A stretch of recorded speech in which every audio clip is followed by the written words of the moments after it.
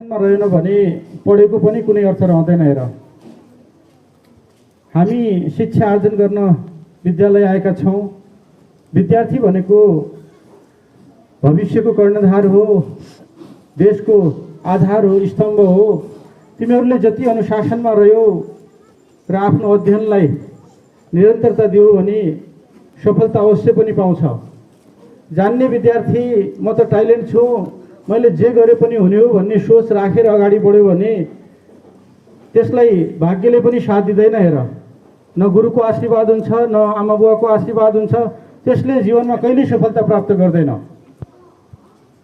जो ज्ञानी हुन्छ, जसमा ज्ञान छ, त्यो त झन् नर्मल हुनुपर्ने हो, झन् झुकेको हुनुपर्ने हो, झन् अनुशासित हुनुपर्ने हो। भन्छन् नि, उपकारी गुणी व्यक्ति निहुरन्छ निरन्तर, फलेको वृक्षको हाँगो ननिहुरेको कहाँ छ र।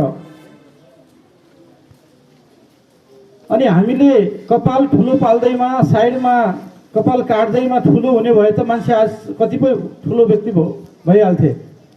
सादा जीवन, उच्च विचार।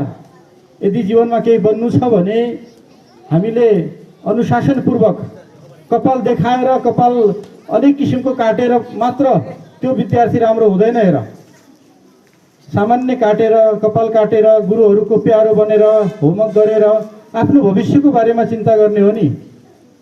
देखावटी रूपमा गरेको कामले कहिले पनि त्यो व्यक्ति अगाडि बढ्न सक्दैन, गुरुहरूको आशीर्वाद त्यसलाई हुँदैन। त्यसैले मलाई आशा छ सम्पूर्ण विद्यार्थी भाइ बहिनीहरूले विद्यालयले लगाएको नियम पालना गर्नेछन्। कपाल साइडमा काटेर ठुलो राखेर, गर्मी छ होइन, धेरै ठुलो राख्नु पनि हुँदैन। अरू विद्यार्थी, धेरै राम्रो विद्यार्थीहरू पनि छन्, अनुशासित विद्यार्थीहरू छन्।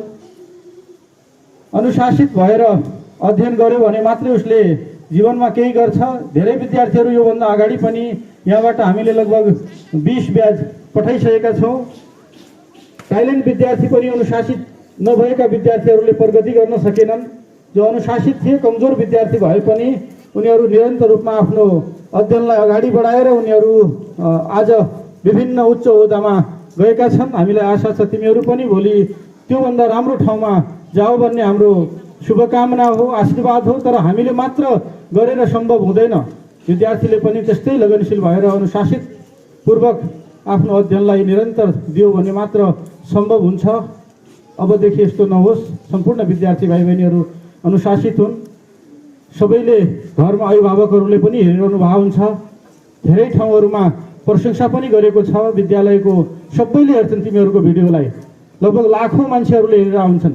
त्यसमा तिमीहरूको अनुहार, तिमीहरूको कपाल त्यस्तो काटेको देख्यो भने त उनीहरू